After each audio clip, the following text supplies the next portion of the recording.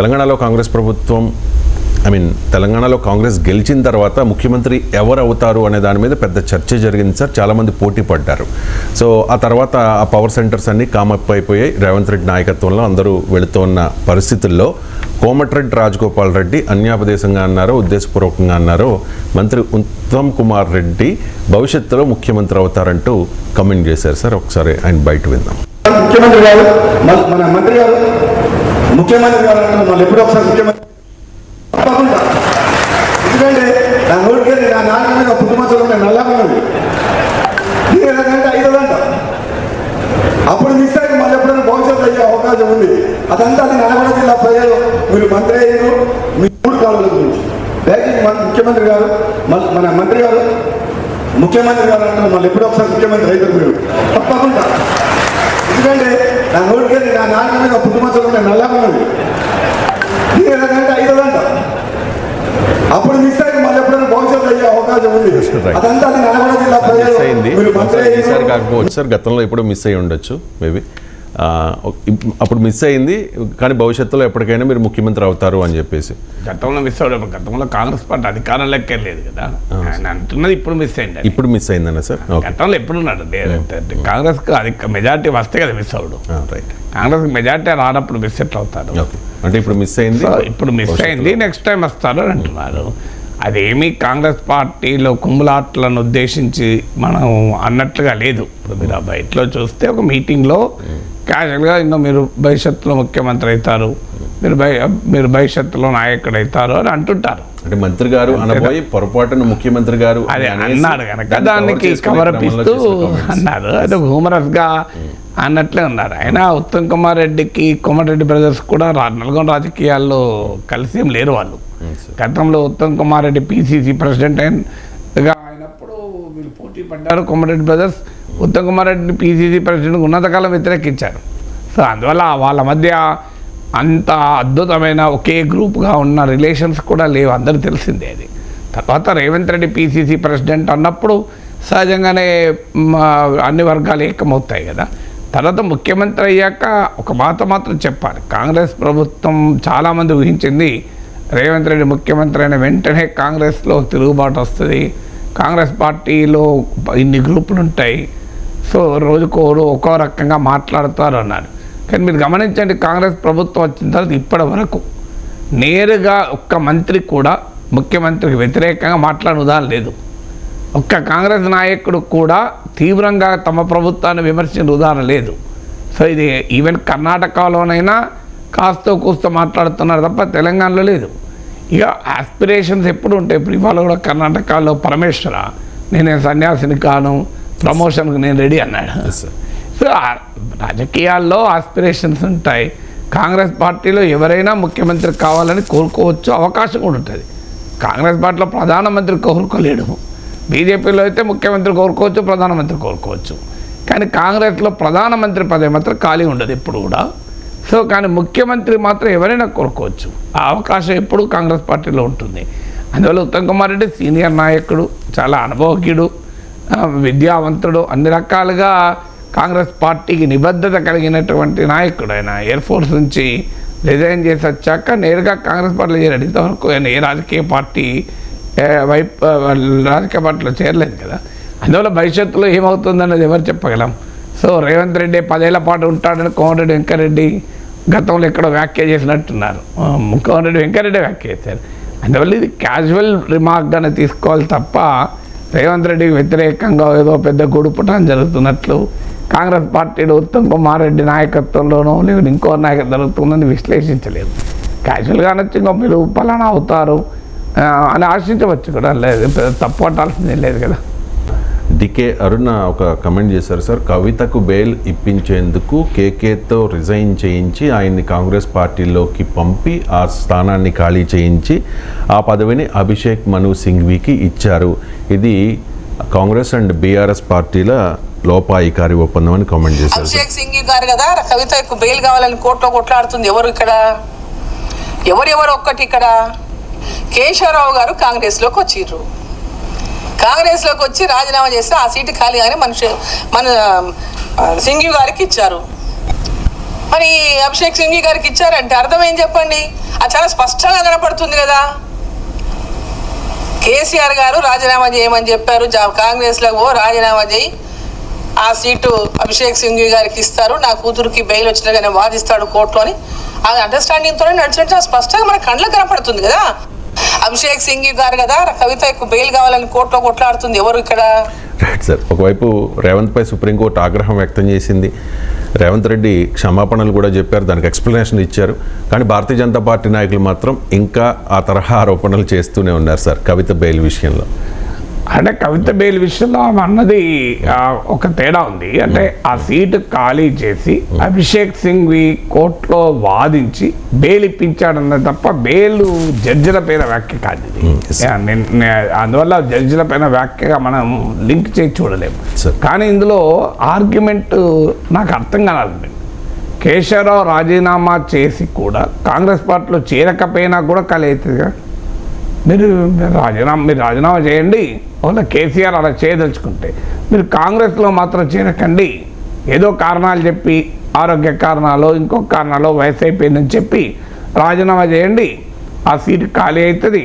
ఖాళీ అయితే కాంగ్రెస్ పార్టీ అభిషేక్ సింఘ్వికి ఇచ్చుకుంటుంది, నా కూతురు బెయిలొస్తుందని చెప్పచ్చు కదా. కేశవరావు కాంగ్రెస్లోకి ఎందుకు పంపించాలి? తన పార్టీకి నష్టం చేసుకుని కేసీఆర్ కాంగ్రెస్ పంపుతాడా?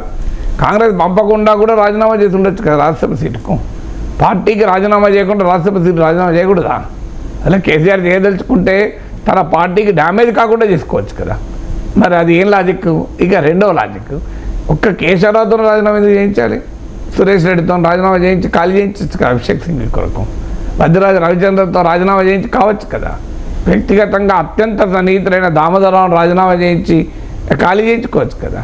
బండి పార్థసారథి రెడ్డితో రాజీనామా చేయించి ఖాళీ చేయించుకోవచ్చు కదా. ఒక్క కేశవరావుతోనే ఖాళీ ఎందుకు చేయించాలి? దానికి ఆన్సర్ చెప్పాలి కదా డిక్కారు నగర్. లాజిక్ ఏమైనా ఉండాలి కదా. కేసీఆర్ లాంటి సీనియర్ నాయకుడిని కాంగ్రెస్లోకి పంపడం ఎందుకు? ఇంకెవరన్నా పంపచ్చు కదా కావాలనుకుంటే. అందువల్ల ఇక కోర్టులో వాదించడానికి రాజ్యసభ సీట్ ఇస్తేనే కోర్టులో వాదిస్తాడంటాడు. అరవింద్ కేజ్రీవాల్ తరఫున కూడా అభిషేక్ సింఘ్వి వాదించాడు ఢిల్లీ. మరి ఆయనకు రాజ్యసభ సీట్ ఇచ్చిందా? ఢిల్లీ నుంచి, పంజాబ్ నుంచి సీట్ ఇచ్చిందా? ఇప్పుడు సీట్ ఇవ్వడం పక్క పెట్టండి, పంజాబ్లో కాంగ్రెస్ ఆప్ల మధ్య అగ్రిమెంట్ కుదిరిందా? కనీసం పొత్తు కుదిరిందా? ఇప్పుడు అభిషేక్ సింఘ్వికి సీట్ ఇచ్చినందుకు, అభిషేక్ సింఘ్వి వాదించినందుకు ఆమ్ ఆద్మీ పార్టీ పంజాబ్లో కాంగ్రెస్తో పొత్తు పెట్టుకోవాలి కదా, పెట్టుకున్నదా? అది పోనీయండి. అరవింద్ కేజ్రీవాల్ మనీష్ సిసోడియాలకు అభిషేక్ సింఘ్వి వాదించింది కదా. మరి వాదించితే హర్యానాలో కాంగ్రెస్ పార్టీతో పొత్తు ఉండాలి కదా, లేదు కదా ఆమ్ ఆద్మీ పార్టీ. మరి దీనికి ఏమంటారు? సో అందువల్ల కోర్టులో వాదించడానికి రాజకీయపరమైన వాటికి లింకులు పెడితే Abhishek Singhvi is lawyer. So తమకు రాజకీయంగా నష్టం లేని కేసులు వాదిస్తుంటారు. ఇప్పుడు కేజ్రీవాల్ మనీష్ సిసోడియా తరఫున కూడా వాదించాడు అభిషేక్ సింఘ్వి. సో అందువల్ల అభిషేక్ సింఘ్వి కదా వాస్తవంగా లాస్ట్లో వాదించింది ముకుల్ రోత్కి. మరి ముకుల్ రోత్కి బీజేపీకి అనుకూల కేసులు చాలా వాదించాడు, మోడీ ప్రభుత్వానికి అనుకూల కేసులు చాలా వాదించాడు. మరి అంటే బీజేపీ లాయర్ వల్లనే వచ్చేదని చెప్పగలమా? ముకుల్ రోత్కి అయినా, అభిషేక్ సింఘ్వి అయినా, కపిల్ సిబల్ అయినా, దే ఆర్ బేసికల్లీ లాయర్స్. తమ పార్టీకి తమకున్న పొలిటికల్ అఫిలియేషన్కు నష్టం కాకుండా అభిషేక్ సింఘ్వి ఏ కేసైనా వాదిస్తాడు. మీరు ఎల్లో కేసు చెప్పినా కూడా అభిషేక్ సింఘ్వి వాదిస్తాడు. రాజ్యసభ సీట్ ఇస్తేనే వాదిస్తా అన్నాడు కదా. సో అందువల్ల ఇది ఎక్స్ట్రేనియస్ లింక్లు. అది దీనివల్ల పార్టీ గౌరవం పెరగదు, నాయకుల గౌరవం కూడా పెరగదు. సో అయితే ఎందుకు బీజేపీ వాళ్ళు చెప్తున్నారంటే కాంగ్రెస్కు బీఆర్ఎస్కు లింక్ ఉంది అని వాళ్ళు చెప్పాలి, అది ఎస్టాబ్లిష్ చేయాలి, వాళ్ళ తపన అది. ఎందుకంటే రోజు బీజేపీకి బీఆర్ఎస్కు లింక్ ఉంది అని కాంగ్రెస్ వాళ్ళు చెప్తున్నారు. సో బెయిల్ రావడంతో ప్రజల్లో కూడా అభిప్రాయం కలిగింది, ఎక్కడొక చోట ఈడీ సిబిఐ గట్టిగా వాదించలేదేమో, బెయిల్కి అడ్డుపడలేదేమో, విచారణ సరిగా చేయలేదేమో, అందుకే కవితకు బెయిల్ వచ్చిందేమో. అందువల్ల ఇది బీజేపీకి కాంగ్రెస్కు మధ్య లింక్ అని బీజేపీకి బీఆర్ఎస్కు మధ్య పెద్ద ఎత్తున కాంగ్రెస్ ప్రచారం చేస్తుంది. ఏకంగా ముఖ్యమంత్రి రేవంత్ రెడ్డి చెప్తున్నాడు. సో కాంగ్రెస్ బీఆర్ఎస్ ఆఖరికి బీజేపీలో విలీనమైందని చెప్తున్నారు. కేసీఆర్కు మా గవర్నరు, కేటీఆర్కు కేంద్ర మంత్రి ఇలా ఓపెన్గా మాట్లాడుతున్నారు. అందువల్ల తమపై వస్తున్న పొలిటికల్ అటాక్ను ఎదుర్కోవటానికి భారతీయ జనతా పార్టీ కూడా కాంగ్రెస్ పైన ఆరోపణ చేయాల్సిందే కదా. ఆ చేసే క్రమంలో ఎక్కడో ఒక చోట ఏదో ఒక లింక్ పట్టుకోవాలి, లేకపోతే ఎలా చెప్తారు? అందువల్ల ఇది ఒక వీక్ లింక్ దొరికింది, కానీ ఇది ప్యూర్లీ లింకే లేదు. కానీ ఆ లింక్ను చూపెట్టేటువంటి ప్రయత్నం బీజేపీ చేస్తుంది. ఎందుకంటే వాళ్ళ థీరీ తమపై దాడి జరుగుతున్నప్పుడు, తమపై రాజకీయ విమర్శ జరుగుతున్నప్పుడు దానికి కౌంటర్ విమర్శ చేయాలి కనుక బండి సంజయ్ అయినా, DKR అయినా, మరో బీజేపీ నాయకులు చేయక తప్పడం లేదు వారికి. అందువల్ల ఇప్పుడు అభిషేక్ దిగ్వి దొరికింది చేస్తున్నారు. 4 రాష్ట్రాల ఎన్నికల కోసమే ఈ హైడ్రా ఆపరేషన్ ద్వారా ఇక్కడ 100 కోట్లు సమీకరించి వాటిని ఆ 4 రాష్ట్రాలకు పంపించి అక్కడ గెలవాలన్నది కాంగ్రెస్ ప్లాన్గా DKRను చెప్తూ ఉన్నారు సార్. ఇప్పుడు అలాంటప్పుడు కూల్చితే డబ్బులు ఇస్తారా? ఇప్పుడు ఎన్ కన్వెన్షన్ కూలిస్తే డబ్బులు ఇస్తారా? కూలుస్తాను బెదిరిస్తే డబ్బులు ఇస్తారా? నాకు చెప్పండి, కామన్ సెన్స్. కూల్చినాక డబ్బులు ఎందుకు ఇస్తారండి? ఆల్రెడీ కూల్చేశారు కదా, ఇంకేముంది? సో తమకు కూల్చిన తర్వాత కూడా మాది కూల్చినందుకు ధన్యవాదములు అని కాంగ్రెస్ పార్టీకి 50 కోట్లు ఇస్తారు. అక్కిన గారిని నాకు అర్థం కాదు. సో కామన్ సెన్స్ చెప్తుంది, కూలుస్తామని బెదిరిస్తే డబ్బులు ఇవ్వచ్చు. కానీ అక్కడ కూల్చారు కదా, ఇప్పుడు జరిగినవి కూల్చినాయి కదా. కూలుస్తామని బెదిరించి కూల్చని ఇంకో పలానా చూపెట్టండి, ఇంకో పలానా పారిశ్రామికవేత్త, పలానా బిజినెస్ మెన్ను కూలుస్తారని బెదిరించారు కానీ కూల్చలేదు, ఎందుకంటే ఆయన డబ్బులు తీసుకున్నారని చెప్పితే డెఫినెట్గా మనం ఆర్గ్యుమెంట్ చేయొచ్చు. ఇప్పుడు 4 రాష్ట్రాల ఎన్నికలకు డబ్బులు పంపించడానికి హైడ్రా ఆపరేషన్ అయితే ఈ 4 రాష్ట్రాల తర్వాత మరో 2 రాష్ట్రాలు వస్తాయి. మన ఢిల్లీ వస్తుంది. అసలు ఇంకా పార్లమెంట్ ఎన్నికలకు ముందు ఇంకా పెద్ద అవసరం ఉండే కదా. ఇప్పుడు పార్లమెంట్ ఎన్నికల తర్వాత 4 రాష్ట్రాల అసెంబ్లీ ఎన్నికలతో పోలిస్తే కాంగ్రెస్ పార్టీకి నిధుల అవసరం పార్లమెంట్ ఎన్నికలకు ముందు కదా. మరి పార్లమెంట్ ఎన్నికలకు ముందు హైడ్రా ఎందుకు రాలేదు? ఇప్పుడే ఎందుకు వచ్చింది? అయినా దేశంలో ఎన్నికలు ఎప్పుడు ఉండవు, ఎన్నికలు లేని టైం అయింది. ఇప్పుడు అక్టోబర్లో మీకు 4 హర్యానా, జమ్మూ కాశ్మీర్ ఎన్నికలు, డిసెంబర్ లోపల జార్ఖండ్, మహారాష్ట్ర, తర్వాత ఢిల్లీ ఎన్నికలు, తర్వాత మీకు వరుస పెట్టి ఎన్నికలే కదా అంతదా. మీకు బీహార్ ఎన్నికలు, బీహార్ తర్వాత యూపీ ఎన్నికలు, తెలంగాణ ఎన్నికలు, ఛత్తీస్గఢ్, రాజస్థాన్, మధ్యప్రదేశ్ ఎన్నికలు, తర్వాత తెలంగాణ ఎన్నికలు, తర్వాత మళ్ళీ జనరల్ ఎన్నికలు. మన దేశంలో ఎన్నికలు లేనిది ఎప్పుడు చెప్పండి నాకు. సో అంటే హైడ్రా మనకు నిర్దిష్టంగా చెప్పాల్సింది రాజకీయ నాయకులు. ఇంకో ఇప్పుడు ఎన్ కన్వెన్షన్ కూలిస్తే అయితే నాగార్జున డబ్బులు ఇవ్వడు నాకు తెలిసినంత వరకు. కూల్చినందుకు ధన్యవాదంలో 50 కోట్లు కవర్లో పెట్టి తీసుకుపోయిస్తాడు ఎవరన్నా. చెప్పాల్సింది ఏంటంటే ఇంకో పలానా ఇండస్ట్రియలిస్ట్, పలానా బిజినెస్ మ్యాన్, పలానా ఆస్తిపరుని బెదిరించారు, హైడ్రా నోటీస్ ఇచ్చింది, ఆ నోటీస్ ఇవ్వడంతో వాళ్ళు భయపడి డబ్బులు తీసుకుపోయి ఇచ్చారు అని చూపెట్టమనండి. వాడు కూల్చమని అడుగుదాం, డబ్బులు ఇచ్చినా కూల్చమని అడుగుదాం. నిజంగానే ఒక డబ్బులు ఇచ్చారనుకోండి, సో డబ్బులు ఇచ్చినా కూల్చమని అందాం. నిజంగానే FTLలో లేదా బఫర్ జోన్లో కట్టిన అక్రమ నిర్మాణాలు పేద మధ్యతరగతి ప్రజలై కాకపోతే, అక్కడ మళ్ళీ చెప్తున్నాం, పేద మధ్యతరగతి ప్రజలు మినహాయించి బడా పెద్ద పెద్ద వ్యాపారులు, పెద్ద పెద్ద పారిశ్రామికవేత్తలు, రాజకీయ నాయకులు, ఉన్నతాధికారులు, సంపన్న వర్గాలు తమ విలాసాల కొరకు, తమ అక్రమ వ్యాపారాల కొరకు ఎక్కడ చెరువులు ఆక్రమించినా వాటిని కూలగొట్టాలి, పేద మధ్యతరగతి ప్రజలు వదిలేయాలి. ఇది బేసిక్ థియరీ కదా. ఈ బేసిక్ ప్రిన్సిపల్ ప్రకారం పేద మధ్యతరగతి ప్రజలకు ఎక్కడ నోటీసులు ఇచ్చినా దాన్ని అడ్డుకోవాల్సిందే, వ్యతిరేకించాల్సిందే. ఎక్కడైనా కూల్చే ప్రయత్నం చేస్తే అడ్డుకుందాం అందరం కలిసి వెళ్ళి. నేను కూడా రెడీ, ఏ రాజకీయ పార్టీ పిలిచినా వెళ్తాను. ఇంకో పలానా చోట పేదల ఇల్లు కూల్చడానికి బుల్డోజర్ వస్తోంది సార్, ఇది అన్యాయం అనండి. డెఫినెట్గా ఎందుకంటే నా ఇంటర్వ్యూలోనే హైడ్రా కమిషనర్ చెప్పాడు, పేద మధ్యతరగతి ప్రజలు ముట్టుకోము 100% అన్నాడు. అందువల్ల దాన్ని నేనే ముందుకు వస్తాను. ఇక బడా బాబులు ఎవరికన్నా కూల్చలేదనుకుందాం, FTLలో ఉన్నారు, బఫర్ జోన్లో ఉన్నారు, నోటీసు కూడా ఇవ్వలేదు, లేదా నోటీసు ఇచ్చి కూల్చలేదు, వాళ్ళ దగ్గర డబ్బులు వసూలు చేసడానికని చెప్పండి, మనమే వెళ్దాం. మీరు ఒక JCB పట్టుకొచ్చుకొని, బుల్డోజర్ పట్టుకొచ్చుకొని, నేను ఎఫోర్డ్ చేయలేను, కానీ మనం అందరం వెళ్దాం, బుల్డోజర్ JCBతో దానికి కూల్చిపోవడమని చెప్దాం. మీరైనా కూల్చలేదు, మేమైనా కూలుస్తామని చెప్దాం, రెడీ. కానీ ఇలా వేగ్గా ఆరోపణ చేస్తే దానికి ఎవరు విశ్లేషించగలరు, ఎవరు ఆన్సర్ చేయగలుగుతారు? ఇప్పుడు ఎవరు ప్రూవ్ చేయగలుగుతారు 4 రాష్ట్రాలకు డబ్బులు ఇచ్చారా, ఇవ్వలేదా, ఎవరు ఇచ్చారు, ఎవరు ఇవ్వలేదని? అయినా కేంద్రంలో అధికారంలో ఉన్న పార్టీ నాయకులు చెప్తున్నారు. DKR Bharatiya Janata party all India vice president.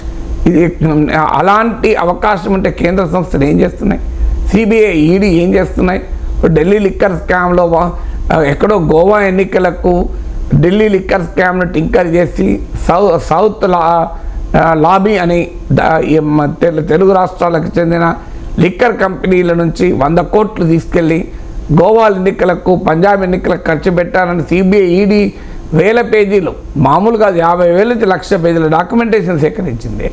మరి తెలంగాణ నుంచి 4 రాష్ట్రాల అసెంబ్లీ ఎన్నికలకు డబ్బులు పోతుంటే అక్కడ 100 కోట్లకే పట్టుకున్నారు కదా. మరి సిబిఐ ఏం చేస్తోంది, ఈడీ ఏం చేస్తోంది? సిబిఐ ఈడీని మరి కేంద్ర ప్రభుత్వంలో ఉన్న వాళ్ళు ఎందుకు పురమాయించడం లేదు? మరి అక్కడ ఢిల్లీ లిక్కర్ స్కామ్ విషయంలో పురమాయించిన వారు ఎందుకు ఇక్కడ పురమాయించడం లేదు రేవంత్ రెడ్డి ప్రభుత్వం పైన? మీరు చేయండి, కేంద్ర ప్రభుత్వ ఇన్వెస్టిగేషన్ సంస్థలు, నిఘా సంస్థలు పట్టుకోండి.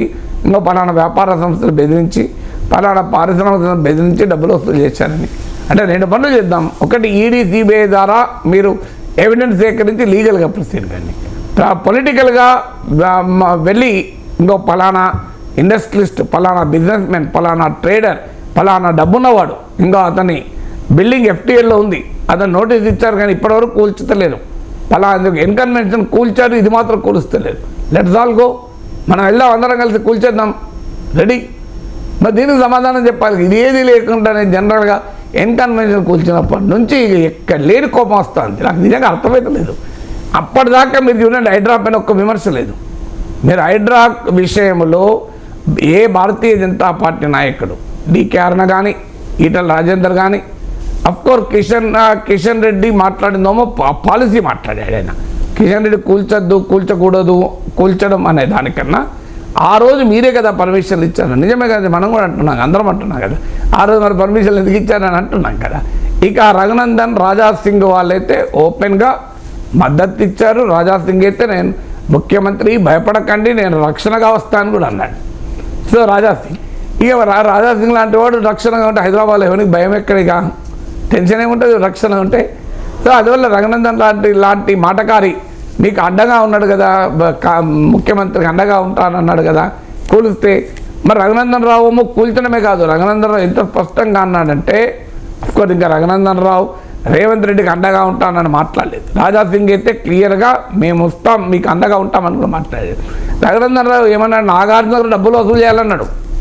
నాగార్జున కూల్చడం కాదు, డబ్బులు కూడా లాగాలి అన్నాడు. సో మరి ఆక్రమిత దాంట్లో కోట్ల రూపాయలు ఎలా సంపాదించారన్నారు.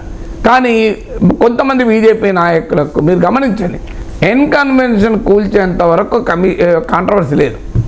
ఏదో చిన్న చిన్న స్టేట్మెంట్లే కానీ ఇంత ఆవేదన, ఇంత ఆక్రోశము ఎక్కడా లేదు. కానీ ఓపెన్గా నాగార్జున మద్దతు ఇస్తలేదు. మళ్ళీ ఎవరు కూడా వెళ్ళి నాగార్జున కలిసి అన్యాయంగా నీది కూల్చారని ఎవరన్నా అన్నారా? మళ్ళీ ఎవరన్నారు? కానీ అప్పటి నుంచి ఇక కోపం పెరిగింది. మరి ఎందుకు పెరిగింది నాకు నిజంగా అర్థమే కావడం లేదు. పోనీ ఇన్కన్వెన్షన్ కూల్చారు, మీకు కోపం ఉంటే ఉండొచ్చు, పలాంటి కూల్చమని చెప్దాం. సిమిలర్గా ఎక్కడా వివక్ష ఇప్పుడు ప్రిన్సిపల్స్ ఆఫ్ నేచురల్ జస్టిస్ ప్రకారం అక్కినే నాగార్జున అయినా నాగేశ్వర్ అయినా ఫండమెంటల్గా ఎక్కడా వివక్ష ఉండకూడదు. FTL బఫర్ జోన్లో విలాసాల కొరకు, విశృంఖల వ్యాపారం కొరకు అడ్డగోలుగా చేసిన నిర్మాణాన్ని కూడగొట్టాల్సిందే. బతకడం కొరకు, గూడు కొరకు, తాము ఉండటం కొరకు తెలుసో తెలియకో అక్కడ ఏదన్నా వెంచర్లో ప్లాట్ కొని ఇల్లు కట్టుకుంటే వాళ్ళు వదిలేయాల్సిందే. ఇది ప్రిన్సిపల్. ఇంత సింపుల్ ప్రిన్సిపల్ కదా, దీనికి ఏముంది? మీరు చెప్పండి డికే అరుణ గారు, పలానా ఇండస్ట్రియలిస్ట్, పలానా వ్యాపారవేత్త FTLలోనే కట్టారు, లెట్స్ ఆల్ గో. మరి బ్రహ్మాండంగా పోయి కొనవడదాం. హైడ్రా కమిషనర్ నోటీస్ ఇద్దాం. నేనే రంగనాథ్ గారితో మాట్లాడతాను, సార్ మరి మీరు ఎప్పుడు కూలుస్తారు? ఇప్పుడు హైడ్రా వాళ్ళు నోటీస్ ఇస్తాను, వారం రోజులు నోటీస్ అంటాను, మనం కూడా వారం రోజులు నోటీస్ ఇద్దాం హైడ్రాకు. సార్ ఇంకో ఇక్కడ మేము కనుగొన్నాం, మీరు కూల్చండి, మీరు కూల్చకపోతే మేమే కూలుస్తాం వారం తర్వాత అని మనం వెళ్ళి కూలుస్తాం. ఇది కదా. కానీ జనరల్గా 4 రాష్ట్రాలు ఎన్నికలకు చేశారు. ఎన్నికలు దేశంలో ఎప్పటికి ఉంటాయి, ఇవాళ ఒక్కరోజు ఉంటాయా? బీజేపీయేతర పార్టీలు అధికారంలో ఉన్న రాష్ట్రాల్లో బుల్డోజర్ రాజ్ నడుస్తోంది అనేది కాంగ్రెస్ పార్టీ ఆరోపణ సార్.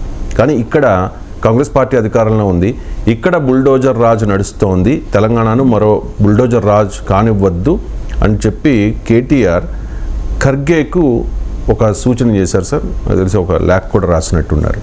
సో ఆ బుల్డోజర్ రాజ్కి ఈ బుల్డోజర్ రాజ్కి ఏదైనా డిఫరెన్స్ ఉందా? ఆ పాలిటిక్స్కి ఈ పాలిటిక్స్కి? దానికన్నా ముందు 2014 తర్వాత అయ్యప్ప సొసైటీ ఇన్కన్వెన్షన్కి బుల్డోజర్ పోతుందని పోయి చెప్పి మళ్ళీ ఎందుకు పోలేదు దానికి చెప్పాలి, కేటీఆర్ చెప్పాలి సార్. అంతే కదా. మరి అప్పుడు అయ్యప్ప సొసైటీలో ఇన్కన్వెన్షన్లో కొంచెం మొదలు పెట్టారు కదా. మరి నిన్న ఈటల రాజేందర్ అప్పుడు ఆర్థిక మంత్రి అన్నాడు కదా క్లియర్గా, అప్పుడు మొదలుపెట్టి డ్రామా ఆడారు. తర్వాత ఏం జరిగిందో మనకు తెలుసు అన్నాడు కదా, ఆయన ఆర్థిక మంత్రి కదా. Yes, sir. దాన్ని ఎందుకు ఎవరు కౌంటర్ చేయలే? ఇంతవరకు ఏ బీఆర్ఎస్ నాయకుడైనా ఈటల రాజేందర్ ఒక పెద్ద ఆరోపణ చేశాడు. ఎందుకంటే మిగతా వాళ్ళు ఆరోపణ చేయడం వేరు, ఈటల రాజేందర్ ఆరోపణ చేయడం వేరు. ఈటల రాజేందర్ పోతే finance minister the cabinet. So ఇది జరిగినప్పుడు అంటే ఆయన మంత్రిగా ఉన్నారు.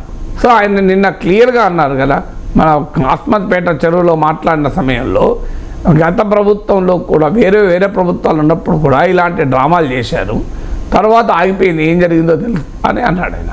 మరి దానిపైన ఇంతవరకు బీఆర్ఎస్ లెక్క రియాక్ట్ అయినట్లేరు.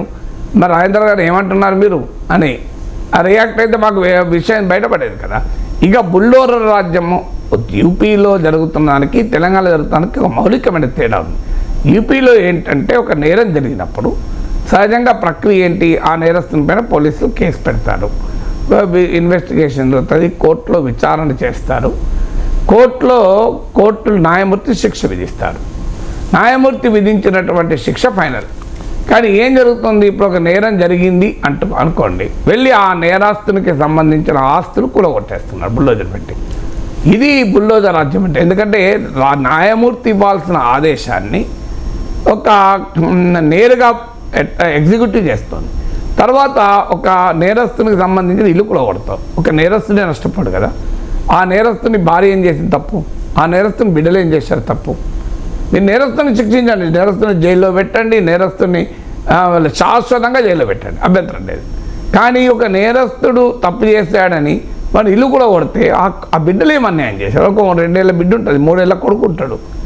వాళ్ళు ఏం చేశారు, వాళ్ళు ఏమైనా నేరం చేశారా? సో ఆ కుటుంబం మొత్తాన్ని ఇలా శిక్షిస్తావు నువ్వు?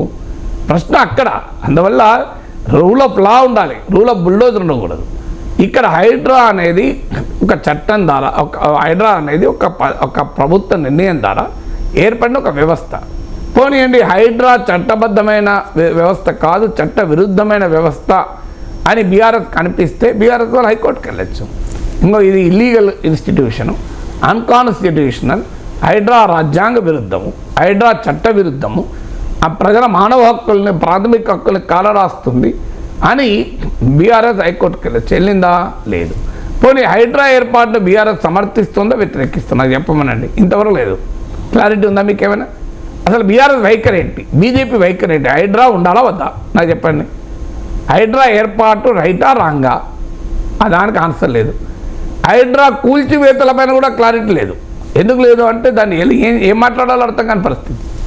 ఒకవైపు మేమే కూలుస్తూ ఉంటున్నారు. ఇప్పుడు కేటీఆర్ ఏమన్నాడు, నా ఫ్రెండ్ లీజ్ తీసుకున్నాను నేను ఫామ్ హౌస్, ఒకవేళ అది ఎఫ్టీఎల్లో ఉన్నదని చెప్పండి, నా ఫామ్ హౌస్ మేమే కూల్చుకుంటామన్నాడు కదా. అంటే మరి ఇది బుల్డోజర్ రాజ్యం కదా. అంటే బుల్డోజర్ ప్రభుత్వం అవసరం లేదు, నా బుల్డోజర్పై కూలుస్తా అంటున్నాడు కదా. మీరు కూల్చడానికి రైట్ అంటున్నారు. మీరు కూల్చడం రైట్ అన్నప్పుడు బుల్డోజర్ రాజ్యం ఎట్లయితుంది? మీరు ఎక్కడన్నా అన్యాయంగా కూలిస్తే, అంటే ఎఫ్టీఎల్లో లేకపోయినా కూలిస్తే అది అప్పుడు బుల్డోజర్ రాజ్యం అవుతుంది. ఎఫ్టీఎల్ లోపల కూలిస్తే బుల్డోజర్ రాజ్యం కాదు. పోనండి, ఈ ఎఫ్టీఎల్ లోపల ఉండి పేద మధ్యతరగతి వాళ్ళపైన విచక్షణారహితంగా వెళ్ళి కనుక కూలిస్తే ఖచ్చితంగా అది బుల్డోజర్ రాజ్యం అయితే మనం తప్పు పట్టాలి. కానీ ఎన్కన్వెన్షన్ అనేది కేసీఆర్ సమయంలోనే కదా నోటీసులు ఇచ్చింది. సో కేసీఆర్ సమయంలోనే కదా దాన్ని కూలుస్తామని చెప్పింది. అసలు నాగార్జున ఎన్కన్వెన్షన్ కూల్చేంత వరకు ఎవరు అభ్యంతరం చెప్పలే. ఎక్కడ నాగార్జున ఎన్కన్వెన్షన్ కూల్చిన తర్వాత అభ్యంతరం పోనీయండి. ఎన్కన్వెన్షన్ కూల్చివేస్తే మీకు బుల్డోజర్ రాజ్యం అనిపించింది, కేటీఆర్ సమర్థించారా నాగార్జున? ఇది కేటీఆర్ ఎక్కడన్నా మీరు బీఆర్ఎస్ నాయకులు ఎవరైనా అక్కడే నాగార్జున మద్దతుగా వచ్చారా? ఒక్కరు కూడా మీరు చూడండి, అక్కడే నాగార్జున మద్దతుగా ఏ రాజకీయ పార్టీ నాయకులు వెళ్ళాడు చెప్పండి. ఏ రాజకీయ పార్టీ కార్యకర్తలు వెళ్ళి నాగార్జున మద్దతు ప్రకటించారు చెప్పండి. మరి అదనే చెప్పండి. అంటే మీరు అటా ఇటా ఎటున్నారో తేల్చకుండా ఉంటారు ఏంటి? మీరు నాగార్జున వైపు అని ఉండాలి, హైడ్రా వైపు అని ఉండాలి. మేము నాగార్జున వైపు ఉండము, కానీ హైడ్రాని తెలుస్తాం. అంటే ఇది ఎక్కడ రాజకీయమే నాకు అర్థం కాని అవసరం. అందువల్ల ఖచ్చితంగా మొదలు క్లారిటీగా చెప్పాలి. అసలు హైడ్రా పట్ల మీ అభిప్రాయం, మీ వైఖరి ఏంటి ఒక రాజకీయ పార్టీగా? హైడ్రా అనే వ్యవస్థ సరైందా కాదా? 2, హైడ్రా చేస్తున్న చర్యలు సరైనవా కావా ప్రాసెస్? 3, హైడ్రా ఎంచుకున్న పని అంటే అక్రమ నిర్మాణాలు కూల్చడం కరెక్టా కాదా? మీరే చెప్పండి. ఏది గనిపేట ఆక్రమించడం మంచిదని చెప్పండి, అభ్యంతరం లేదు. హిమాయత్ సాగర్ ఆక్రమించడం మంచిదని చెప్పండి, అభ్యంతరం లేదు. ప్రతి చెరువును ఆక్రమించడమే మంచిది, అదే నగర నిర్మాణం, అదే హైదరాబాద్ నగర అభివృద్ధి అని చెప్పండి, అభ్యంతరం లేదు, ప్రజలు నిర్ణయించుకుంటారు. లేదు ఎక్కడన్నా పేద మధ్యతరగతి ప్రజలకు అన్యాయం జరిగితే అది మాట్లాడితే కరెక్ట్, ఖచ్చితంగా అది కరెక్ట్. ఇప్పుడు ఒక బుల్డోజర్ రాజ్యం అనేది అప్పుడు వస్తుంది. కానీ ఒక స్పష్టత మీరు చెప్పాల్సింది ప్రతిపక్షాలు ఏంటంటే, అసలు ఈ హైడ్రా అనే వ్యవస్థ పెట్టడం కరెక్టా కాదా? FTLలో బఫర్ జోన్లో నిర్మాణాలు ఉన్నటువంటి అక్రమ కట్టడాలు, అక్రమ నిర్మాణాలున్న వ్యాపారుల, పారిశ్రామికవేత్తల, రాజకీయ నాయకుల, ఉన్నతాధికారుల విలాసవంతమైన వ్యవహారాల్ని కూలగొట్టాలా వద్దా అక్రమమైతే? దీనికి క్లారిటీ ఉండండి. ఇక పేద మధ్యతరగతి అక్కడ క్లారిటీ ఉంది, కూలగొట్టకూడదే, అది అనుమానమే లేదు, దాంట్లో డిస్ప్యూట్ ఏం లేదు కదా. ఇక పోనీ ఇక్కడ నుంచైనా అక్రమ నిర్మాణాలు జరగాలా వద్దా? చెరువులు కాపాడాలా వద్దా? బఫర్ జోన్లో FTLను కాపాడాలా వద్దా? దీనికి ఆన్సర్ చెప్పండి. ఇందులో సింపుల్ ఉండగా ఎందుకు ఇది కాంప్లికేట్ చేసుకుంటున్నాం? లేదు, ఈ పాలసీ ఒకసారి అయ్యాక అంటే పేద మధ్యతరగతి ప్రజలు వదిలేయండి, బడా బాబుల్ని నిర్మాణాలు కూల్చండి అన్న పాలసీ ఉండాలన్నది నా థీరీ. ఇది కరెక్ట్ అనుకుంటే ఇక ఆ బడాబాబుల మధ్య కూడా వివక్ష చూపారనుకోండి, ఇంకో పలానా బడాబాబుకు కూల్చి ఇంకోని వదిలేశారు. KTR ఫామ్ హౌస్ మీదకి వెళ్ళి పొంగులేటి శ్రీనివాసరెడ్డి ఫామ్ హౌస్ పోలేదు, అప్పుడు ఖచ్చితంగా ప్రశ్నిద్దాం, అయ్యా రెండింటికి వెళ్ళండి అని. కానీ ఇప్పుడు మీరు గమనించండి మీడియాలో స్టేట్మెంట్లు, ఇదెందుకు చేయలేదు అంటున్నారు తప్ప ఇది చేస్తున్న రైటర్ రాంగ చెప్పడం లేదు. అదెందుకు చేయలేదు, ఇంకా దాన్ని ఎందుకు వదిలేశారు, దీన్ని ఎందుకు వదిలేశారు? అయ్యా వదిలేసిన దాన్ని అడుగుదాం, చేస్తున్నది రైటర్ రాంగ చెప్పండి అంటే అది చెప్పడం లేదు. అసలు నువ్వు చాక్లెట్ ఎందుకు తిన్నావు అంటే వాడు తినలేదా చాక్లెట్, ఇంకా వీడు తినలేదా, ఇంకా వాడు తింటే నువ్వు ఏమనలేదు, అన్నయ్య తింటే ఏమనలేదు, అక్కయ్య తింటే ఏమనలేదు. అరే నువ్వు తిన్నవా లేదా తప్ప రైటర్ అది పక్క పెట్టు. రవిశంకర్ తినలేదా, కెమెరామెన్ తినలేదా, అదేం రాజకీయం అండి. తింటే ఎవరు తిన్నా చాక్లెట్ ఆరోగ్యానికి మంచిది అంటే ఆరోగ్యానికి మంచిది కాదు. అది రవిశంకర్ తిన్నా మంచిది కాదు, నాగేశ్వర్ తిన్నా మంచిది కాదు, కెమెరామెన్ తిన్నా మంచిది కాదు. కానీ నాగేశ్వర గారు మీరు చాక్లెట్లు ఎక్కువ తింటున్నారని మీరు నన్ను అడిగారు అనుకోండి, నేనే తింటానా, మీరు తింటలేరా, కెమెరామెన్ తింటలేడా, వాళ్ళు తింటలేరా, నేను చాక్లెట్ తిన్నప్పుడు అంటావా అంటే ఏమని లాజిక్ లేదు కదా. చాక్లెట్ అంటూ తినడం మంచిది కాదు, ఎక్కువ తక్కువ తింటే అనారోగ్యం మంచిది, అది ఆరోగ్యం. అందువల్ల ఆ కూల్చడం పైన క్లారిటీ చెప్పకుండా ఇవన్నీ ఎందుకు, డొంక తిరగడం ఎందుకు, సూటిగా చెప్పండి. ఏ చెరువులు కాపాడాలా వద్దా? బి చెరువులు కాపాడే సమయంలో హైడ్రా లాంటి వ్యవస్థ అవసరమా కాదా? సి కూల్చేటప్పుడు మధ్యతరగతి పేద ప్రజలు వదిలేసి బడాబాబుల సంగతి తేల్చారా వద్దా? డి ఎక్కడైనా బడాబాబుల్ని వివక్షపూరితంగా ఒకరి మీద వెళ్ళి ఇంకోరి మీద వెళ్ళవో చెప్పండి. ఈ నాలుగు ఇంత క్లారిటీ ఉండగా దీన్ని అడిదిప్పి అడిదిప్పి కాంప్లికేట్ చేసుకుని ఎందుకండి? తెలంగాణలో అసెంబ్లీ ఎన్నికల తర్వాత బీఆర్ఎస్ అధినేత మాజీ ముఖ్యమంత్రి చాలా ఇన్యాక్టివ్ అయిపోయారు సార్. సో కవితకు బెయిల్ వచ్చింది, చాలామంది కార్యకర్తల్లో ఉత్సాహం కూడా వచ్చింది. నేపథ్యంలో నమస్తే తెలంగాణలో వచ్చిన ఒక బ్యానర్ ఐటమ్ సార్ ఇది, కాంగ్రెస్పై కేసీఆర్ కథన బేరీ అని చెప్పి. సో కేసీఆర్కు బీఆర్ఎస్ సీనియర్లు విన్నవించుకున్నారట, సూత్రప్రాయంగా అధినేత అంగీకరించారట. సెప్టెంబర్ 10 తర్వాత సమాలోచన. తెలంగాణ సాధించుకునే క్రమంలో ఎలాంటి ఉద్యమం చేశారో ఇప్పుడు 9 నెలల్లోనే రాష్ట్రం పరిస్థితి ఉల్టా పల్టా అయిపోయింది కాబట్టి మరో ఉద్యమానికి శ్రీకారం చుట్టబోతూ ఉన్నారు అనేది ఈ వార్త సారాంశం సార్. సో ఇప్పుడున్న పరిస్థితుల్లో చెప్పే దాంట్లో చాలా ఇన్యాక్టివ్ అయ్యారన్న పదం వాడారు, రాంగ్. అది ఉండాల్సినంత యాక్టివ్గా లేరు అనేది నిజమే కావచ్చు, కానీ చాలా ఇన్యాక్టివ్. ఎన్నికలైన తర్వాత చాలా కొన్ని రోజుల పాటు అనారోగ్యంగా ఉన్నారు. తర్వాత కూడా రోడ్డు మీదకి వచ్చారు, రాకపోవడం అనే క్వశ్చన్ లేదు. సో అసెంబ్లీకి కూడా వచ్చాడు. ఉండాల్సినంత యాక్టివ్గా లేరనేది నిజమే తప్ప చాలా ఇన్యాక్టివ్గా ఉన్నారు అన్నది కరెక్ట్ కాదు.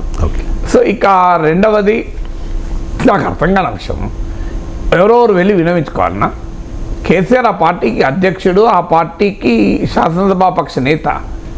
కేసీఆర్కు ఎవరో విన్నవించుకుంటే తప్ప కదలడం మెదలడా కేసీఆర్? ఈ వార్తలోనే విచిత్రం ఉంది. విన్నవించుకున్నారు, ఆయనకు రాష్ట్రం ఉల్టా పల్టా అయిందని సీనియర్లు చెప్పేదాకా కేసీఆర్కి తెలియలేదా? అదే ఆ వార్తలోనే కేసీఆర్ మీద క్వశ్చన్లు ఎదురవుతున్నాయి.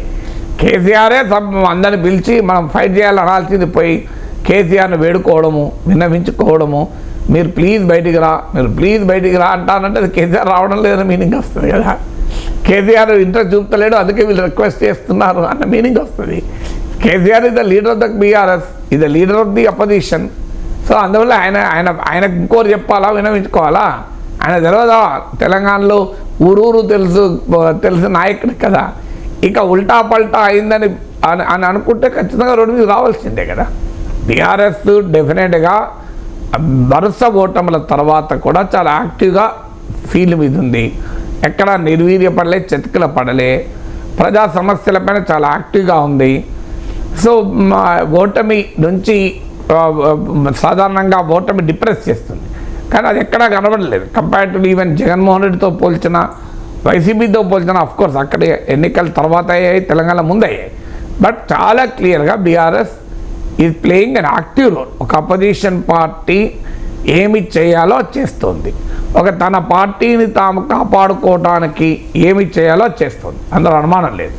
అందులో కేసీఆర్ చేస్తే ఆ గ్యాప్ కూడా ఫిలప్ అవుతుంది. ఇంకా ఒక చిన్న గ్యాప్ కనబడుతుంది. కేటీఆర్, హరీష్ రావు అందరు రోడ్ల మీదకి వస్తున్నారు, కొట్లాడుతున్నారు, అన్నిటి మీద మాట్లాడుతున్నారు, కానీ ఎక్కడో ఒక చోట చిన్న గ్యాప్ ఏంటంటే కేసీఆర్ యాక్టివ్గా సీన్ మీద లేడు. ఆ గ్యాప్ కూడా పూర్తి చేసుకుంటే బీఆర్ఎస్కు రాజకీయంగా ఇంకెక్కువ ఉపయోగపడుతుంది. ఇక తర్వాత అది ఎంత మేరకు పొలిటికల్గా బెనిఫిట్ అవుతుంది అన్నది రేవంత్ రెడ్డి ప్రభుత్వం పైన ప్రజలు ఏమనుకుంటున్నారు అన్న దానిపైన ఆధారపడి ఉంటుంది. రేవంత్ రెడ్డి ప్రభుత్వం పైన ప్రజలు అసంతృప్తితో ఉన్నారా, ఆగ్రహంతో ఉన్నారా? అసంతృప్తి ఎప్పుడూ ప్రభుత్వాలపైన ఉంటుంది. మీరు ఎన్ని చేసినా ప్రభుత్వాలపైన ఎంతో కొంత అసంతృప్తి ఉంటుంది, అనివార్యంగా ఉంటుంది. కానీ అది ఆగ్రహంగా ఉందా, అది తీవ్రమైన అసంతృప్తిగా ఉందా? ఇప్పటికిప్పుడు ఏదో పేపర్లు చూశాను, ప్రజలు అయ్యో కేసీఆర్ను కోల్పోయాం, కేసీఆర్ వస్తే మంచిగా ఉందని అనుకుంటున్నారు అని కూడా వచ్చింది. అలా నిజంగానే అనుకున్నారు అనుకోండి, కేసీఆర్ బ్రహ్మరథం పడతారు రోడ్డు మీదకి వస్తే, లక్షల సంఖ్యలో జనం వస్తారు, మామూలుగా ఉండదు కదా. ఇప్పుడు షేక్ హసీనా వద్దనుకుంటే బంగ్లాదేశ్లో ఎట్లా వచ్చారు జనం, మమతా బెనర్జీ పైన బెంగాల్లో ఎలా వస్తున్నారు జనం. అఫ్కోర్స్ అక్కడ ఒక ఇన్సిడెంట్ ట్రిగర్ కావచ్చు. ఎక్కడైనా ప్రజల్లో అసంతృప్తి ఉంటే అనివార్యంగా ప్రజలు వెల్కమ్ చేస్తారు. అందువల్ల డెఫినెట్గా కేసీఆర్ రంగంలో దిగి పోరాడడం అనేది బీఆర్ఎస్కు ఒక కొత్త జీవాన్ని ఇస్తుంది, అది మంచిది. తర్వాత డెమోక్రసీలో అపోజిషన్ బలంగా ఉండడం మనం ఆహ్వానించాలి. బలమైన ప్రతిపక్షము, స్వేచ్ఛాయుత మీడియా, ప్రభుత్వాలను ఒక ప్రశ్నించేటువంటి పౌర సమాజం, ఈ మూడు ప్రజాస్వామ్యానికి కీలకం. సో అందువల్ల కేసీఆర్ అపోజిషన్ స్పేస్లో ఒక చురుగ్గా పాత్ర పోషిస్తే తెలంగాణ సమాజానికి మంచిది, తెలంగాణలో ప్రజలకు మంచిది. అందువల్ల దాన్ని మనం ఆహ్వానించాలి, కోరుకోవాలి కూడా. ఎందుకంటే కేసీఆర్కు ఉన్న పొలిటికల్ స్టేచరు తెలంగాణలో మరో రాజకీయ నాయకుడికి లేదు, అనుమానం లేదు. అందువల్ల ఆయనకున్న పొలిటికల్ స్టేచర్ రీత్యా ఆయన ప్రజా సమస్యలు తీసుకొని రోడ్డు మీదకి వచ్చి పోరాడితే ఎక్కడొచ్చాడో ప్రభుత్వం పైన కూడా ఒత్తిడి పెరుగుతుంది కదా, అది మంచిదే కదా, ప్రజలకు మేలు కావడానికి మంచి అనేక రకాల ఒత్తిళ్లలో ప్రతిపక్ష ఒత్తిడి. అందువల్ల సభలోనే కాదు, సభ బయట కూడా ప్రభుత్వాన్ని నిలదీసేటువంటి ఒక బలమైన ప్రతిపక్ష నాయకుడు అవసరం కనుక కేసీఆర్ రావడం తెలంగాణ సమాజానికి మంచిది, బీఆర్ఎస్ మంచిది. అమ్మాయిలను చదివించే ప్రతి తల్లి తండ్రి చాలా షాక్ అయ్యే వార్త సార్ ఇది. హాస్టల్ బాత్రూంలో హిడెన్ కెమెరాస్ అమర్చారు. దీని మీద గవర్నమెంట్ అయితే ఇమీడియట్గా రెస్పాండ్ అయ్యింది, కలెక్టర్ని పంపించింది. ఎవ్రీ 3 అవర్స్కి కూడా రిపోర్ట్ ఇవ్వాలని చెప్పి చంద్రబాబు నాయుడు ఆదేశించారు. అన్నీ ఓకే, కానీ వేల మంది చదివే ఈ కుట్లవల్లేరు హాస్టల్లో, కాలేజీ హాస్టల్లో జరిగిన ఈ విషయం చాలా జుగుప్సాకరమైన విషయం సార్. చాలామంది ఇన్సెక్యూర్ ఫీల్ అవుతూ ఉన్నారు. మా వీడియోలు బయటకు వెళ్ళాయేమో అనే ఒక ఆందోళన, అయోమయం ఉన్న పరిస్థితి. చాలా దుర్మార్గమైంది. అసలు సభ్య సమాజం సిగ్గుతో తలవంచుకోవాలి. వాడు దొరికితే వాడిని ఎంత కఠినమైన శిక్ష చేయాలి. కానీ ఇవాళ ఏదో పేపర్లో చదివాను, పోలీసులు కెమెరాలే లేవు, మాకు కనవలేదు అన్నారని. మరి ఎవరిని కాపాడటానికి ఆ వ్యాఖ్యలు వస్తున్నాయో తెలియదు. సో ఎందుకంటే సహజంగా ఇలాంటి యాజమాన్యాలు రాజకీయంగా, ఆర్థికంగా, సామాజికంగా పలుకుబడి కలిగిన వర్గాలు ఉంటాయి. వాళ్ళు రూల్ ఆఫ్ లా, చట్టబద్ధ పాలన లేకుండా మేనేజ్ చేయగలిగే పరిస్థితి ఉంటుంది. ఇంత మన మీడియా ఉంది కనుక, కనీసం సోషల్ మీడియా ఉంది కనుక తప్పించుకోలేరు. బట్ ఖచ్చితంగా ఇదే కాదు, ఇప్పుడు ఆ ఒక్క ఇంజనీరింగ్ కాలేజ్ ఇన్సిడెంటే కాదు, ఇది ఇప్పుడు ఆర్జీకర్ మెడికల్ కాలేజ్ ఇన్సిడెంట్ తర్వాత సహజంగానే ఇలాంటి వార్తలు ఎక్కడ ఉన్నా ఇమీడియట్గా వెలుగులోకి వస్తాయి, అది రావాలి కూడా. కానీ ముందు ఇది జరిగిన దానిపైన విచారణ జరపడం ఒక ఎత్తు. ఫస్ట్ ఆ వీడియోలు తీసిన వారు దాన్ని సర్క్యులేట్ ఏమైనా చేశారా, సర్క్యులేట్ కాకుండా ప్రైవసీని కాపాడడం అనేది ఇప్పుడు మొదటి అంశం. ఫస్ట్ కన్సర్న్ ఏది ఉండాలి అంటే ఆ దుర్మార్గులు తీసినటువంటి వీడియోల్ని వాటిని స్ప్రెడ్ కాకుండా ఇమీడియట్గా ఆపగలగాలి, ఎక్కడ ఏ ప్లాట్ఫామ్లో కూడా ఉండకుండా. సమాజానికి కూడా అప్పీల్, మీకు అలాంటి విజువల్స్ ఏమైనా వస్తే పక్కవాడికి కూడా చూపెట్టకుండా డిలీట్ చేయండి. చాలామందిలో ఈ తప్పుడు లక్షణం ఉంటుంది. బాధపడే వాళ్ళు కూడా చూపెడతారు, బాధపడే వాళ్ళు ఏమి ఏ అన్యాయం అంటూనే నువ్వు చూసావా ఈ వీడియో ఎంత దుర్మార్గంగా ఉంది అని చూపెట్టుకుంటారు. సో అదొక హ్యూమన్ క్యూరియాసిటీ. కానీ ఆ హ్యూమన్ క్యూరియాసిటీ అప్పుడు ఒక బిడ్డ గౌరవానికి సంబంధించింది, ఓ బిడ్డ ప్రైవసీ సంబంధించి మర్చిపోకండి. మీ క్యూరియాసిటీకి ఒక బిడ్డను బలి చేయకండి. అందువల్ల మీకు ఏదైనా విజువల్ అలా వస్తే ఇమీడియట్గా దాన్ని డిలీట్ చేయడమే కాకుండా ఆ షేర్ చేసిన వాళ్ళకి ఫోన్ చేసి ఇది పద్ధతి కాదు అని చెప్పండి. షేర్ చేయడం చట్ట విరుద్ధము, అనైతికము, ఇమ్మారల్, ఇల్లీగల్. ఇక ఆ దోషుల్ని పట్టుకోవడము, వాళ్ళకి శిక్షించడమే కాకుండా అది ఈవెన్ ప్లాట్ఫామ్స్ కూడా ప్రభుత్వము వాట్సాప్, ట్విట్టర్, ఫేస్బుక్ వీటిలతో సంప్రదించి ఇలాంటి విజువల్స్ ఎట్టి పరిస్థితుల్లో బయటికి రాకుండా చూడాలి. ఇది ఫస్ట్ కన్సర్న్. ఎందుకంటే పాపం ఏ పాపము ఎరగని, ఏ తప్పు చేయని ఆ కాలేజ్ అమ్మాయిల జీవితాలను బలి చేయకూడదు కదా. ఇక నెక్స్ట్ క్వశ్చన్ ఏంటి, దీని వెనకాల ఎవడున్నాడు?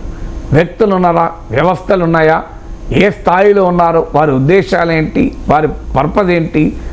అంత హాస్టల్లో వెళ్ళి వాడు వాష్రూమ్స్లలో వీడియో కెమెరాలు అమర్చితే ఎవడు చూడలేదా? ఎందుకంటే ఒక్కడి పని అయితే కాదు, ఒక్కడైతే చేయలేడు ఈ పని. ఖచ్చితంగా దీంట్లో కొంతమంది ఇన్వాల్వ్ అయితే తప్ప సాధ్యం కాదు. మరి అంతమంది ఇన్వాల్వ్ కావడానికి కారణాలు ఏంటి, ఏ పర్పస్తో చేశారు? పర్పస్ ఏదైనా, మోడస్ ఆపరెండి ఏదైనా వాళ్ళకు అతి కఠినంగా శిక్ష విధించాలి. అది కూడా ఫాస్ట్ ట్రాక్లో. మన దగ్గర అది తేలనే తెలియదు 10 ఏళ్ళ దాకా. ఇక దోషుల్ని ఎవరినో కాపాడటానికి ఎవరి మీద ఇది పడేసే ప్రమాదం ఉంటుంది. చాలా నేరాలు జరిగినప్పుడల్లా మనం ఇదే చూస్తాం. దాని వెనకాల ఎవడో బలవంతుడు ఉంటాడు, ఓ పెద్దవాడు ఉంటాడు, డబ్బున్నవాడు ఉంటాడు. సో వాడు తప్పుకొని చిన్నోని మీద కేసు పడే ప్రమాదం కూడా ఉంది. ఇది జరగకూడదు. ఇక మూడవది, ఆల్రెడీ రాష్ట్రంలో ఉన్నటువంటి మొత్తం మహిళల హాస్టళ్ళు, మహిళల కాలేజీలు అన్ని చోట్ల ఒక బలమైన నిఘా పెట్టాలి. కఠినంగా మేనేజ్మెంట్లకు ఆదేశాలు ఇవ్వాలి. ఇది మీ బాధ్యత. ఇప్పుడు ప్రభుత్వం అంటే ఎక్కడో ప్రతి ఇంజనీరింగ్ కాలేజీ వాష్రూమ్లకు ప్రభుత్వం వెళ్ళి చూడదు కదా. ప్రభుత్వం పని కాదు కదా. మీరు ప్రభుత్వాన్ని తప్పుపట్టలేదు దానికి. మీరు ప్రభుత్వం ఏముంటుంది, ఆదేశాలు ఇవ్వగలుగుతారు చంద్రబాబు నాయుడు. కానీ ప్రతి కాలేజీ వాష్రూమ్లలో ప్రభుత్వ యంత్రాంగం పోయి నిఘాలు రోజు చేసుకుంటూ ఉండరు కదా. అందువల్ల ఎవరు అకౌంటబుల్ దీనికి? First accountability institution. నువ్వు కాలేజీ పెట్టి, నువ్వు హాస్టల్ పెట్టి, నువ్వు పిల్లల దగ్గర ఫీజులు తీసుకొని పిల్లలకు ఒక safe and secured healthy environment కల్పించకపోతే నీ కాలేజీ పర్మిషన్ ఎందుకు ఉంచాలి, కాలేజీ రిజిస్ట్రేషన్ ఎందుకు ఉంచాలి? అసలు మొదలు యాజమాన్యం పైన కేసు పెట్టాలి. సో నీ నిఘా వైఫల్యం వల్లనే కదా, నీ కేర్లెస్నెస్ వల్లనే కదా జరిగింది. అందువల్ల ఆ కేర్లెస్నెస్ ఎందుకు ఉంది అనేది ముందు ఉండాలి. ఇక రాష్ట్రంలో ఎక్కడ మహిళలు చదువుకుంటున్నా ఉద్యోగం, ఇది ఇక్కడే కాదు, ఇప్పుడు ఇది ఒక వేకప్ కాల్ కావాలి. ఇది రేపు ఆఫీసులలో చేయొచ్చు. ఇప్పుడు మహిళలు పనిచేసేటువంటి పెద్ద పెద్ద ఆఫీసులు ఉంటాయి, ఆడ జరగచ్చు. ఇది ఇక్కడ జరగాలని ఏముంటుంది? పబ్లిక్ ప్లేస్లో జరగచ్చు, ప్రభుత్వ ప్రైవేట్ కార్యాలయాల్లో జరగచ్చు, లేదు హాస్టల్లో ఇన్స్టిట్యూషన్తో జరగచ్చు. సో ఇది అంతటా నిఘా పెట్టాం. మనం ఒకటి అన్ఫార్చునేట్లీ ఏంటంటే ఒకటి జరిగినాక రియాక్ట్ అవుతాం. వీఆర్ మోర్ రియాక్టివ్ కాదు. ఉమెన్ సేఫ్టీ విషయంలో ప్రివెంటివ్ ఉండాలి, ప్రొయాక్టివ్ ఉండాలి. రియాక్టివ్గా ఉంటే లాభం ఏంటి? ఆల్రెడీ ఒక బిడ్డ అన్యాయానికి గురైన తర్వాత మనము ఎంత ఖండిస్తే ఏమొస్తుంది? అందువల్ల there should be a comprehensive audit of women safety. అంటే ఎక్కడెక్కడ ఏ ఇన్స్టిట్యూషన్స్లో ఉమెన్ సేఫ్టీకి ఏం చేస్తున్నారు? ఇలా బాధాకరం ఏంటంటే సుప్రీంకోర్టు 1997లో జడ్జిమెంట్ ఇచ్చింది విశాఖ తీర్పని. అంటే వర్క్ ప్లేసెస్లో మహిళల లైంగిక వేధింపులు అరికట్టడానికి చాలా చారిత్రక విశాఖ జడ్జిమెంట్ అంటారు. Sir. అంటే కోర్టే క్లియర్గా కొన్ని గైడ్లైన్స్ కూడా ఇచ్చింది ఏం చేయాలి. దాన్నే జ్యుడిషియల్ లెజిస్లేషన్ అంటారు. సాధారణంగా చట్టంలో ఉంటుంది, కోర్టు ప్రభుత్వాన్ని ఆదేశిస్తుంది మీరు ఈ ఫార్ములేట్ చేయండి అని. అలా కాకుండా విశాఖ జడ్జిమెంట్ కోర్టే క్లియర్గా ఏం చేయాలో కూడా చెప్పింది. దాన్నే జ్యుడిషియల్ లెజిస్లేషన్ అంటారు. అది అయినాక 16 ఏళ్లకు 2013లో మనం చట్టం చూసాం. కానీ ఇవాళ ఎన్ని చోట్ల దాన్ని ఫాలో అవుతున్నారు? సింపుల్ చెప్తాను, ఇంటర్నల్ కంప్లైంట్స్ గ్రీవెన్సెస్ కమిటీ అని ఉండాలి ఉమెన్ సేఫ్టీ పైన. ఇప్పుడు ఇంజనీరింగ్ కాలేజీలో ఉన్నదా చెప్పండి? ఎక్కడన్నా ప్రతి కంపెనీలో, ప్రతి కాలేజీలో, ప్రతి ఇన్స్టిట్యూషన్లో, మహిళలు పనిచేసే ప్రతి ఇన్స్టిట్యూషన్లో ఇండిపెండెంట్ ఇంటర్నల్ కంప్లైంట్స్ కమిటీ అని ఉండాలి, లేదా ఇండిపెండెంట్ కమిటీ. ముందు ఇంటర్నల్ కంప్లైంట్స్ కమిటీ ఉండాలి. అంటే ఇప్పుడు ఉదాహరణకు ఒక మహిళకు అనుమానం వస్తుంది, ఇది జరుగుతుంది, ఎవరు చెప్పుకోవాలి? ఎవరు చెప్పుకుంటే రియాక్ట్ అవుతారు? ఎవరు చెప్పుకుంటే సమస్య పరిష్కారం అవుతుంది? చాలా సందర్భాల్లో తమ రూమ్మేట్తోనో ఫ్రెండ్తోనో చెప్పుకుంటారు. కానీ ఒక అథారిటీ ఉండాలి కదా. ఇప్పుడు అదే కాలేజీలో కనుక ఒక ఇంటర్నల్ కంప్లైంట్స్ కమిటీ ఉండి ఉంటే వాళ్ళకి ఎప్పుడో ఒక అమ్మాయికి అనుమానం వచ్చేస్తున్నా వెళ్ళి చెప్పేది కదా. సో ఇది చట్టం చెప్తుంది, సుప్రీంకోర్టు తీర్పు కానీ ఎక్కడ అమలు కాదే, దుర్మార్గం ఎక్కడ అమలు కాదు మనకు. సో అందువల్ల ఉమెన్ సేఫ్టీ పైన ఒక కాంప్రిహెన్సివ్ ఆడిట్ జరిపి ప్రివెంటివ్గా, ప్రొయాక్టివ్గా తీసుకోవాల్సిన చర్యలు తీసుకోవాలి. ఎందుకంటే మనం ఎంత ఆవేదన వ్యక్తం చేసినా, ఎంత ఆందోళన వ్యక్తం చేసినా, ఎంత అన్యాయం అని మనం గుర్తించుకున్నా, జరిగిన అన్యాయం అయితే మనం మళ్ళీ మార్చలేం కదా. అందువల్ల దీనిపైన రియాక్టివ్ మెంటాలిటీ అనేది వ్యవస్థలకు ఉండకూడదు. దీనిపైన ప్రివెంటివ్, ప్రొయాక్టివ్ యాటిట్యూడ్ అనేది వ్యవస్థలకు ఉండాలి.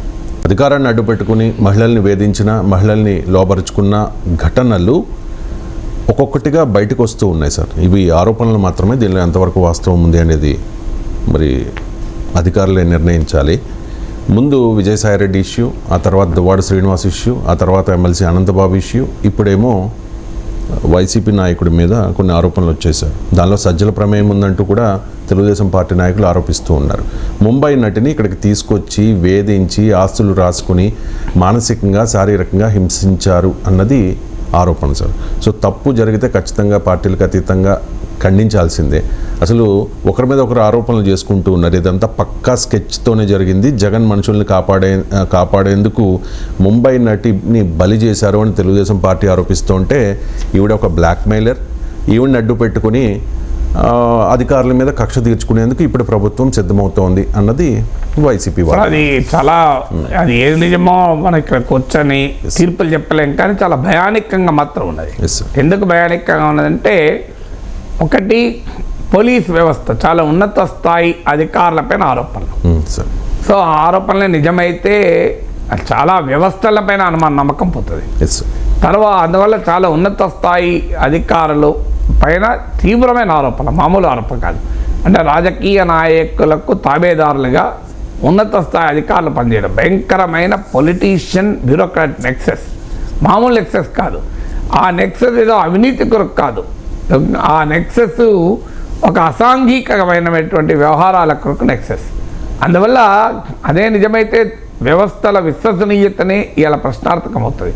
అంటే ఎవరి దగ్గరకైతే మనం రక్షణగా వెళ్తామో వాళ్ళే ఈ రకమైన వ్యవస్థలు చేయడం ఏంటి అని. రెండవది, హయ్యెస్ట్ పొలిటికల్ ఇన్వాల్వ్మెంట్ ఉన్నదన్నది ఆరోపణ. సో అది కూడా చిన్న ఆరోపణ కాదు. మూడవది, ఒక మహిళ, ఆమె సంబంధించిన జీవితం. మరోవైపు నుంచి ఏంటంటే ఇది బ్లాక్మెయిలింగ్, ఇది ఎక్స్టార్షన్ రాకెట్ అని. అంటే ఈ మధ్య మనం చాలా పత్రికలు హనీ ట్రాప్ అంటారు. సో ఇది హనీ ట్రాప్ అని, హనీ ట్రాప్ కూడా జరుగుతున్నమాట. ఇక్కడ జరిగిందా లేదా తెలియదు, కానీ దేశమంతా జరుగుతుంది, ప్రపంచమంతా జరుగుతుంది ఈ హనీ ట్రాప్లో. సో ఈ హనీ ట్రాప్లో అమాయకులు కాదు, తర్వాత చిక్కుకున్నారు. ఇది ఎక్స్టార్షన్ రాకెట్ అనేది ఇంకో వాదన.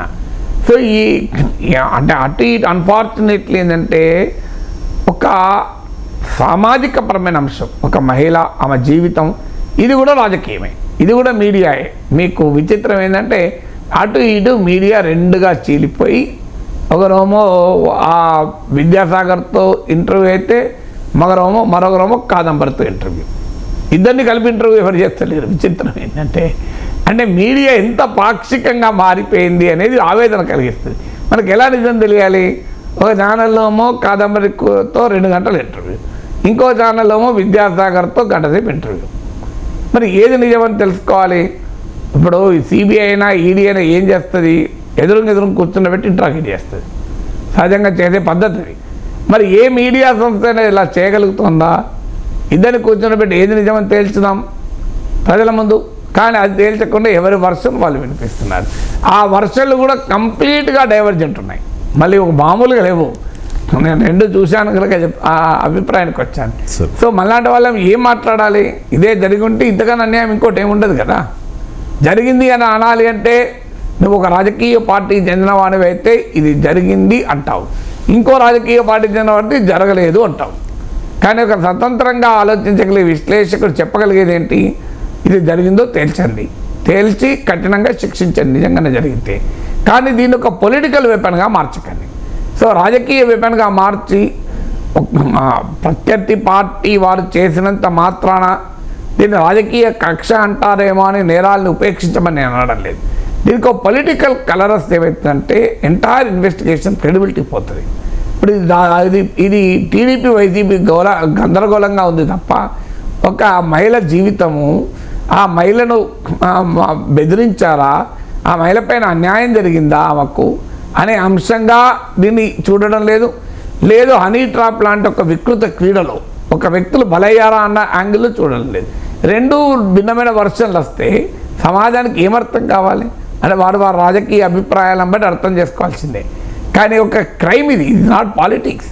దీంట్లో టీడీపీ ఏంటి, వైసీపీ ఏంటి, ఇది ఒక క్రైమ్ కదా. క్రైమ్కు పొలిటికల్ కలర్లు అద్దేటువంటి పరిణామాలే ఆందోళన కలిగించేది. క్రైమ్ను క్రైమ్గా చూడాలి, పాలిటిక్స్తో డీలింగ్ చేసి చూడాలి. ఇది ఇంతటి దుర్మార్గాలని ఎట్టుబడిలో ఎవరు అంగీకరించాలి, అవే నిజమైతే. కానీ ఎప్పుడైతే పాలిటిక్స్ పొలిటికల్ కలర్ క్రైమ్కి వస్తుందో ఆ క్రైమ్ పట్ల ఇన్వెస్టిగేషన్ యొక్క క్రెడిబిలిటీ ప్రశ్నార్థకం అవుతుంది. అది జరగకూడదనే చెప్పేది. దీన్ని పొలిటికల్ యాంగిల్లో కాకుండా క్రైమ్ యాంగిల్లో, క్రిమినల్ జస్టిస్ సిస్టమ్ యాంగిల్లో దీన్ని విచారించాలి.